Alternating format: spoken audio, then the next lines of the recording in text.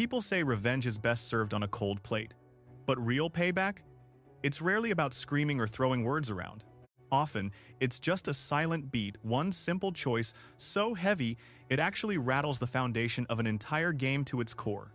For Caitlin Clark, getting even didn't require a shouting match or some viral angry tweet on social media. Her version of revenge was just one word. She walked away from a $1 million payday for a mere 8 weeks of work on the court. It looked like easy cash on the surface. Dig deeper though, and it was the perfect screw you. See, that contract wasn't just business, it was a lifeline tossed her way by the same man who once pushed her aside. He'd belittled her, treated her like a nobody, and tried to act like she was just another face in a crowd of players he'd already seen 1,000 times before. When she finally turned him down, it wasn't just a simple rejection. It was a direct hit to the pride of a man who genuinely believed he could never be humbled by anyone. Forget the stats and the trophies for a second.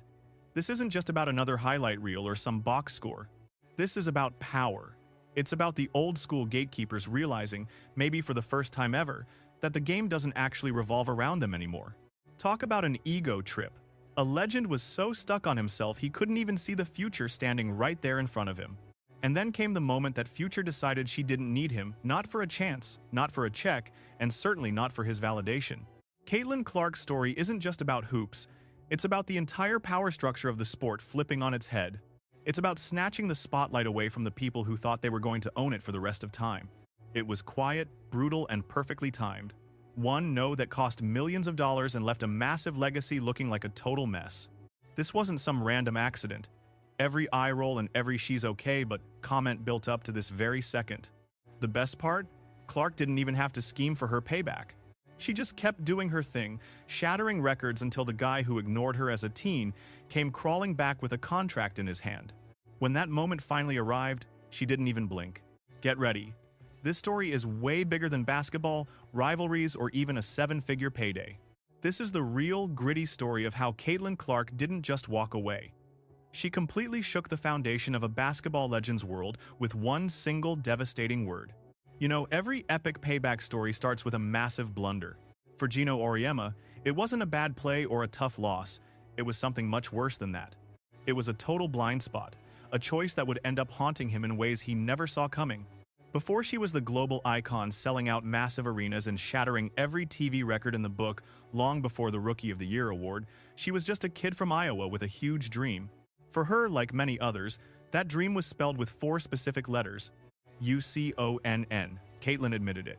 UConn wasn't just another school, it was the ultimate peak of the sport. It was the place every girl wanted to go, the factory where legends like Diana Taurasi and Maya Moore were carved out of stone. To Clark, it was the summit. She flat out said, "I loved UConn." She thought they were the coolest thing on the planet, so the next step seemed like a total no-brainer. You have the most insane scorer of a generation, practically knocking on the door of the sport's biggest recruiter. It should have been perfect.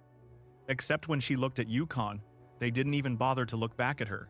According to Clark, the interest just wasn't mutual at all.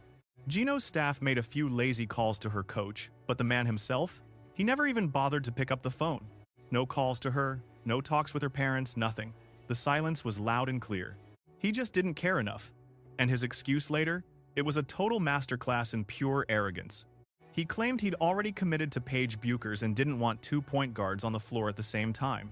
Sounds reasonable, right? But then he added a little extra spice that turned a simple reason into a total insult. Geno basically said if she wanted in so bad, she should have called him. Just think about that for a second. The most successful recruiter the sport has ever seen, a man famous for hunting down talent before they even hit high school, looked at a future icon, shrugged his shoulders, and then had the nerve to blame a kid for not chasing him. That wasn't just a mistake or a missed chance. It was straight-up disrespect.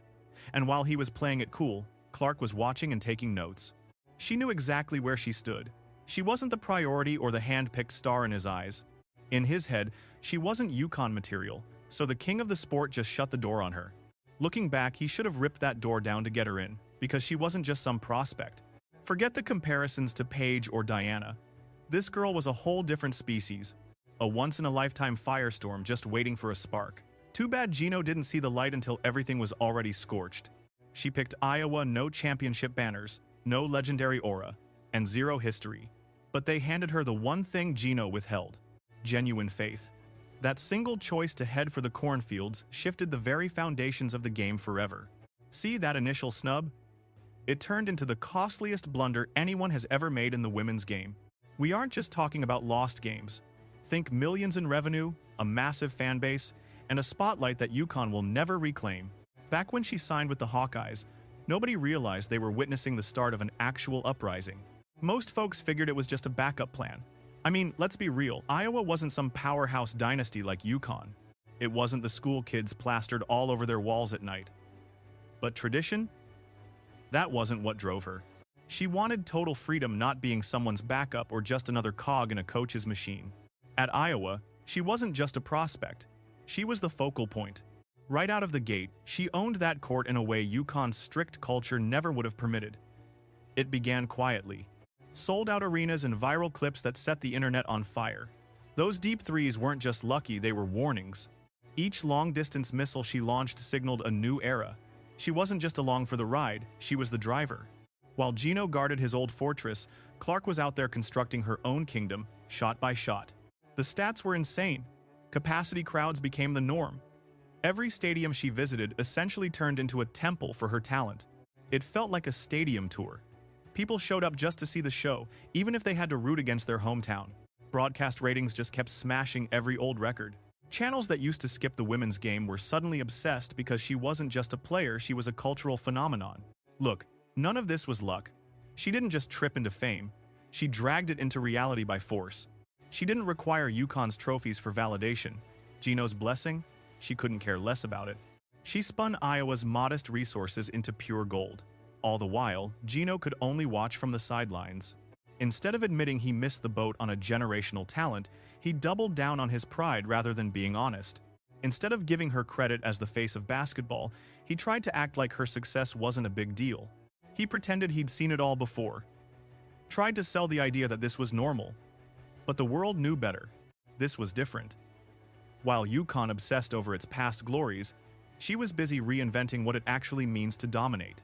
Winning wasn't enough. She was flipping the script on fame, finance, and influence across the entire industry. Suddenly, kids weren't wishing for that UConn jersey. They wanted the 22 across their back. That's the one thing Geno couldn't manipulate. Sure, you can brush off an athlete if you want, belittle the numbers, treat her like a nobody, but you can't kill the hope of millions who actually believe in her. By the moment her influence exploded past Iowa and took over the national conversation, hitting global news and the pro leagues, Geno's snide remarks started sounding less like expert critique and more like petty jealousy. What he once brushed off as a minor scouting error was becoming a public disaster, a constant reminder that his authority had evaporated. Quote, as her legacy grew, his stature seemed to shrink. Geno kept his mouth shut for a bit. He had the chance to just own the error. He could have admitted they dropped the ball while praising her magic. A little grace would have gone a long way for his reputation. But humility? That's not in his DNA. He started talking, and every time her name surfaced, he reverted to his usual tricks. He'd offer a tiny compliment, but always buried inside a subtle insult. When reporters asked, he'd just lean back and smirk, calling her fearless like some child playing in their driveway. It sounds nice on the surface, right? But think about it. In his mind, she wasn't some legendary phenom.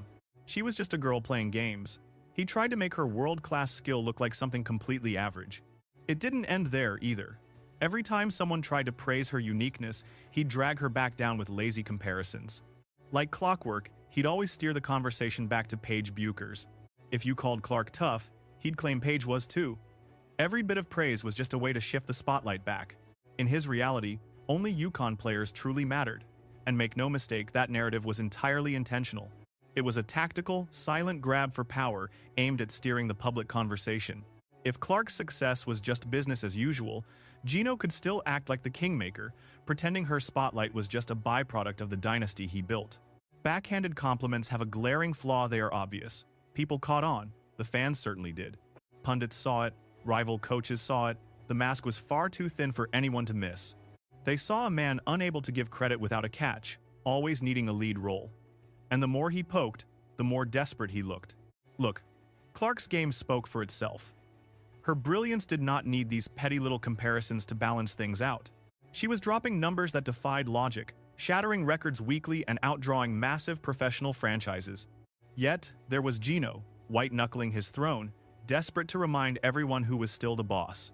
It was subtle, sure, but telling. Behind the fake grins and hollow praise, something ugly was brewing. Pure insecurity. That specific panic that hits when you realize the world is moving on and you are powerless to stop it. Eventually, the facade just cracked. Those quiet jabs and little sly remarks were not cutting it anymore. Geno shifted from throwing shade at Clark to launching haymakers at the actual people rooting for her. For a minute, Geno played it cool. A little dig here, a small comparison there, nothing too loud. But the dam finally broke. The praise dried up, the mask fell, and what was left was just raw, unmasked frustration. In June of 2024, during an interview on The Dan Patrick Show, Geno Auriemma finally did the unthinkable. He did not just target Caitlin Clark. He went for the jugular of her entire fanbase. Just let that sink in. We are talking about a Hall of Famer here. A guy with a dozen rings who supposedly defines the peak of coaching excellence. Instead of showing a little class or embracing the fire Clark brought to the game, he insulted the very lifeblood of the sport. It was brutal. Honestly, mean. He called her fans delusional, claimed they were clueless, even saying they were so stupid they gave the sport a bad name. And why? Because they believed. Because they thought a rookie like Caitlin Clark could actually finish top 4 in MVP voting. To him, that was a joke. Clark's fans were not seen as passionate. In his eyes, they were just an annoying problem. Suddenly, Geno stepped over a line he could never uncross. This was no longer about basketball strategy or stats. This was not some expert breakdown of a player's game. No, this was a personal vendetta. It was a direct slap in the face to millions of new fans Clark brought into the fold. Families filling seats, kids in jerseys, and casual fans watching for the first time just to see the magic for themselves.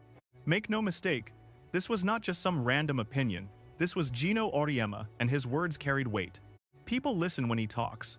That is why those insults were so damaging and so incredibly revealing. By labeling those fans delusional, he was not just mocking them, he was betting against her talent. He was basically saying, "The hype is fake. You people do not know ball. Just wait, I will be proven right." But here is the kicker. He was not right. Not even close. And Caitlin? She did not say a single word. No cryptic posts, no angry rants. She did not need them. She had a much better weapon in her arsenal. The hardwood. And her play on that court did more than shut Geno up, it made him look foolish. She dominated. Won Rookie of the Year. Nabbed first-team All-WNBA honors without breaking a sweat. When the MVP votes dropped, she finished exactly 4th, right where her so-called delusional fans predicted. It was more than a win. It was a total wrecking ball to Geno's ego. Every dig and arrogant quote just dissolved the moment reality hit. Now, that attack on the fans looks like one of the biggest whiffs in sports history. The legendary gatekeeper was exposed for what he was, bitter and totally out of touch. Worst of all, it was a self-inflicted wound. Clark's win was not just for her, it was for everyone who believed. For every fan he mocked, every kid he called crazy, and every supporter he labeled as stupid. As Clark kept winning, the truth was obvious. Geno did not hate the fans for being wrong. He hated them because they were right. Revenge usually involves shouting and public drama, does it not? But Caitlin Clark's payback? It was dead silent. That silence hit harder than any comeback. She did not address the insults or the delusional labels. No social media wars, no drama. She just went back to doing what she does best, playing ball. Her performance on that court basically turned every single one of his critiques into a massive punchline. See, while he was hitting the talk show circuit downplaying her, she was out there rewriting the entire history of the game. Every night, she dropped stats that made the veterans look like amateurs. We are talking three-pointers from the logo, crossovers that left girls frozen in place, and assists that stayed on highlight reels for weeks. She wasn't just surviving that first year, she was absolutely owning it. And when the trophies started stacking up, they told the whole story for her. Rookie of the Year, All-WNBA First Team, and the kicker finishing 4th place in the MVP voting. Right where those crazy fans said she would be. There is a certain beauty in that, right? Without ever opening her mouth, she and her supporters completely gutted his reputation. He called them clueless. She made them look like prophets. He claimed they did not get the game. She proved they understood it way better than he did. It was almost like poetry. Every bucket she made was a silent rebuttal. Every milestone she crushed was a clapback. Every sold-out stadium was a loud reminder that this wasn't just noise, it was the new reality. As she climbed higher, his words started smelling like sour milk. What used to sound like authority suddenly just sounded like pure saltiness. What once felt like wisdom now looked a lot like insecurity. He tried to act like the grand gatekeeper, the legendary wise man of basketball. But her game made him look exactly like what he was, an old-timer stuck in the past, watching the world move on without him. The funniest part? She didn't even care about revenge. She was not playing for his sake. She wasn't looking for his blessing. She wasn't even trying to win an argument. She was just being herself. And by doing that, she stripped him bare without even trying. That is the magic of silent revenge. No screaming, no drama. Just results. And she delivered them so hard that there was nowhere left for him to hide. By the time her first year ended, the conversation wasn't about whether she had lived up to the hype anymore. It was about how thoroughly she had burned every doubt to the ground. For him, there wasn't a single exit strategy left. Every jab and every insult he had thrown at her fans came back like a boomerang, hitting him right in the teeth. The man who thought he was royalty had been humbled. And the girl who did it? She never even had to raise her voice. For most of us, getting proven wrong is the end of it. You take the loss, you move on, and you stop picking a fight. But for a guy like him, letting go wasn't on the table, because at this point it wasn't just about her as a player. It was about what she stood for. A total shift in power, a reminder that the sport he had ruled for decades no longer revolved around him.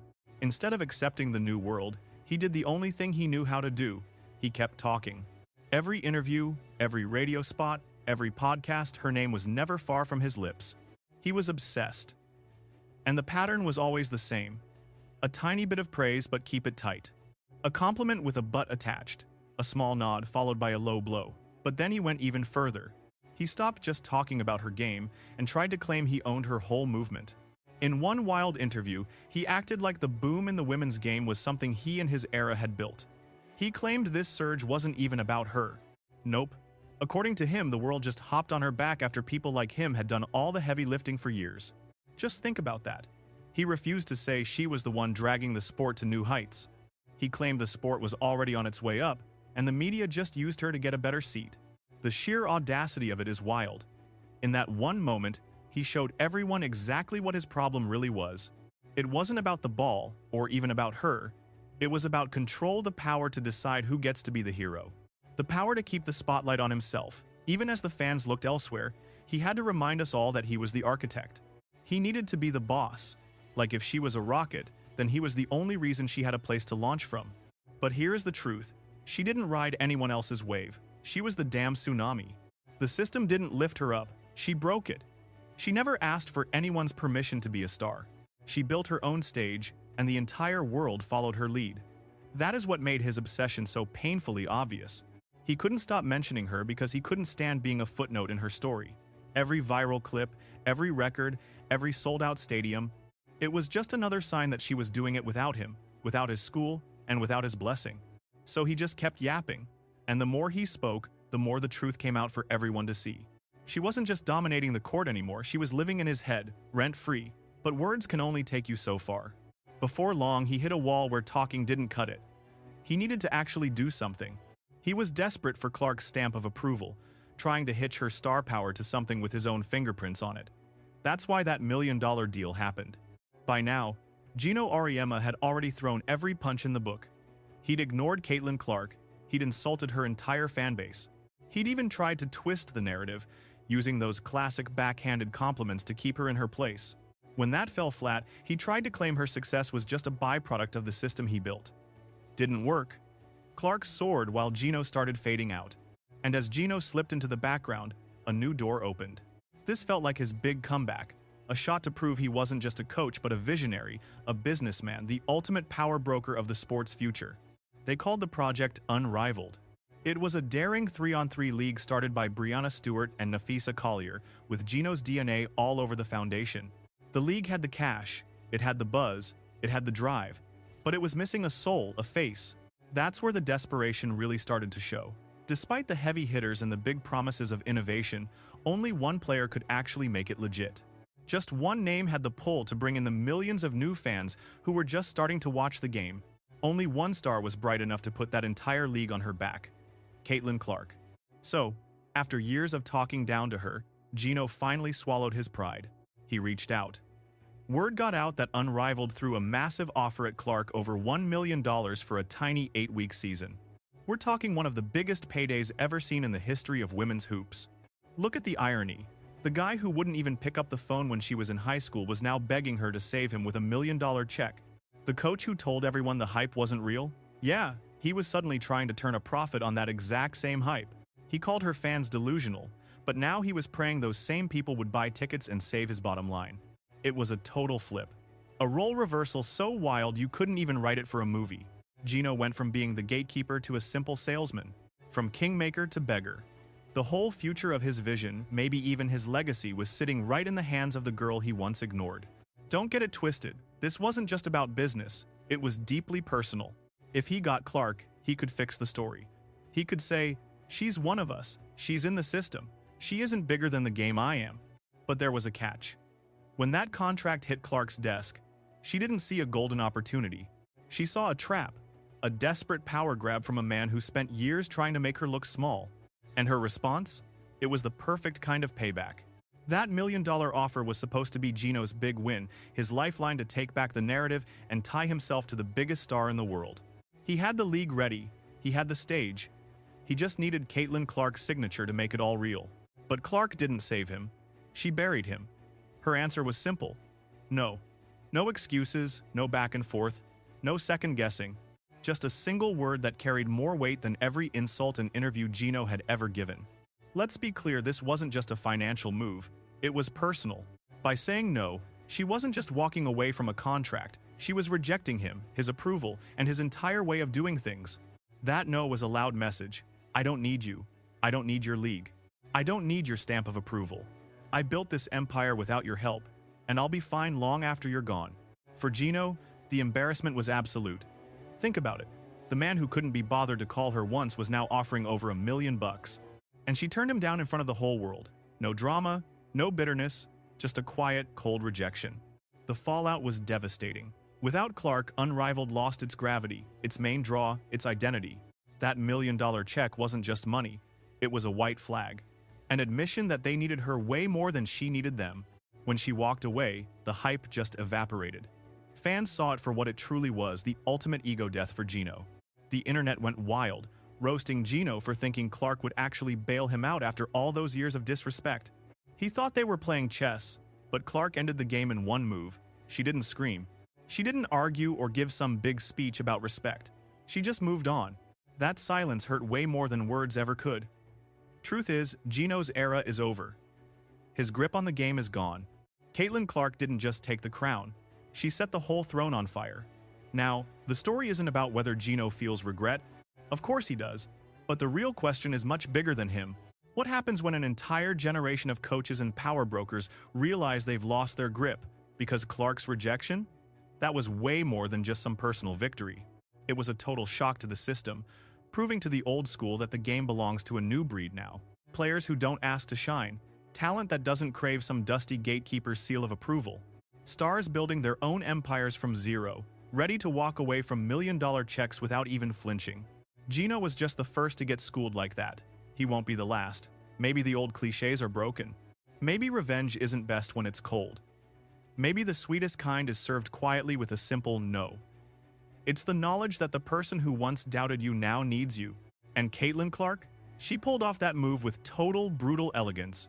Look, this was never about some $1 million payout. It wasn't even really about the contract itself. It wasn't just a feud between a coach and a player. This was about who actually holds the keys to women's basketball.